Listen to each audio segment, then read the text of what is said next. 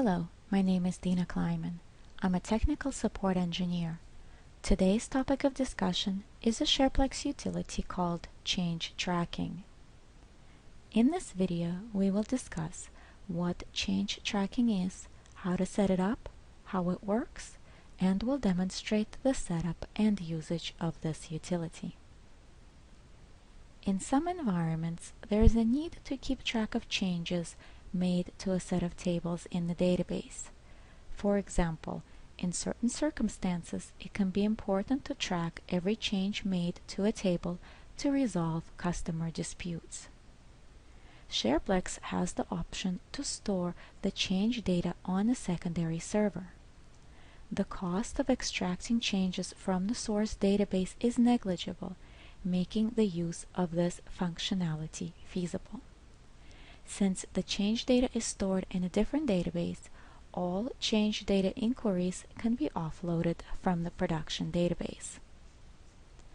The way change tracking works is that for every change to a row, SharePlex can be configured to record information such as the user ID who issued the command, timestamp of the original message, SCN, source row ID, key values, transaction ID, operation type, and the changed column values. For update operations, SharePlex can even record the before and after image of the columns changed. The way to configure change tracking is to choose which target table will store the changes and then execute a script named add change tracking columns.sql and then specify which table you want to use. This script resides in prod.util directory and must be executed in SQL+.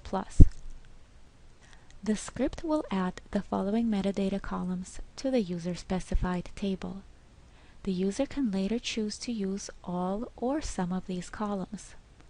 The table's original columns will remain in place and will store the actual data.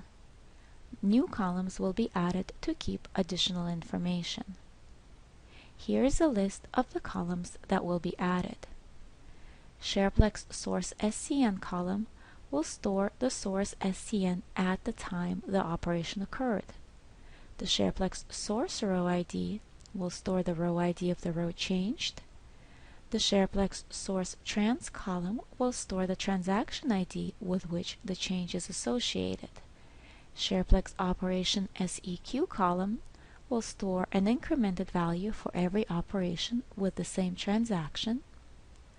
SharePlex source time will record the timestamp of the operation, while SharePlex source user ID will record the user who made the change.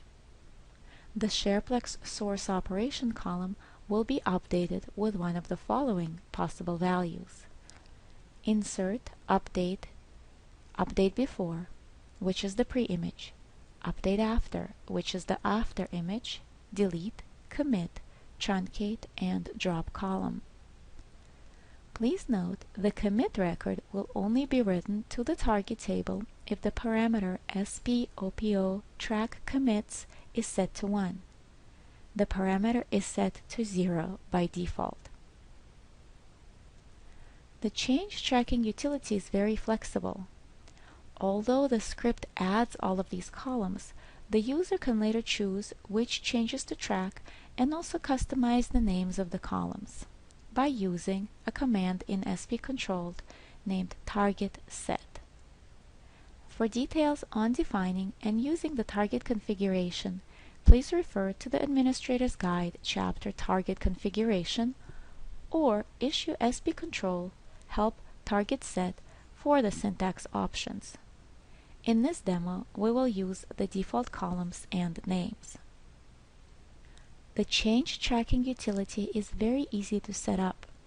It is set up through the config file in the same manner as regular replication, except that the target table name is prefixed with a string exclamation CDC : and the target SID has a C in front of it instead of the O. Here is an example of what an entry in the config file would look like. Owner.table exclamation CDC : owner.table, the name of your target, at c.targetSID. Note the exclamation CDC : prior to the target table name and the C prior to the SID are required. This is the reason change tracking and regular replication must go through separate queues. Data replication requires O.SID, while change tracking requires C.SID. This automatically results in data going through different queues. As mentioned earlier, change tracking can be configured to track the update pre-image as well as the result of the update. If the parameter SPOPO track pre-image is set to 1, the post process will insert 2 rows for every update, one with the key columns and the before image of the updated columns, and the other one with the key columns and the after image of the updated columns. Additionally, to track commits, also enable SPOPO track commit parameter. Let's now look at the actual setup. Log into SQL Plus and execute add change tracking columns.sql. In this example, we will use demo dest table to store the change tracking information. After running the script, set up the config file to replicate change tracking. Remember, the config file is set up in the same manner as for regular replication, except for the exclamation CDC : keyword and the C.SID instead of O.SID. And that's it. The setup is complete. Now let's insert a row into the source table and commit it. And let's look at the data in the demo desk table. The name, address, and phone number are Smith, 1 Main Street, and 555-5555 respectively, the same as we inserted on source. However, on target we also have additional information such as time, user ID, operation type, source SCN, source row ID, and so on. Let's run an update. Here we see that the name, address, phone number changes are shown, but also the operation type is now an update. But note that the row ID has not changed. This is because we're working on the same row. So if you want to trace the activity for a particular row, you can select based on source row ID to see all transactions performed on that row. Let's take another look at the production values in demo source and demo dest. By running a select on name, address, and phone number, we see that even though the row was first inserted then updated on source, on target we did not update the row. Instead, we inserted a new record, making it an update operation. This is important to remember. Change tracking is not the same as data replication. For every insert, update, and delete on source, the change tracking table on target will have an insert. For example, if on source we update the same row, on source we still have one row. But on target we have an additional row. The mapping of regular replication versus change tracking is as follows.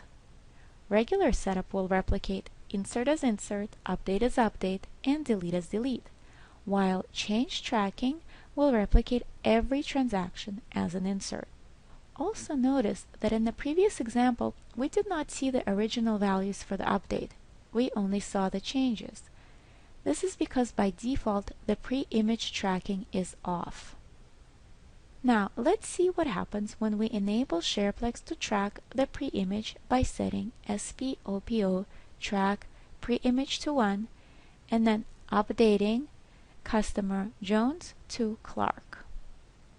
So in this example, when we enable SPOPO track pre-image, 2 images are logged for each update, the before image and the after image. Notice that the time SCN and the source trans are the same. This is because it is the same row logged twice, the original image and the updated image. We hope this video will help expedite your change tracking setup and will address some of your questions.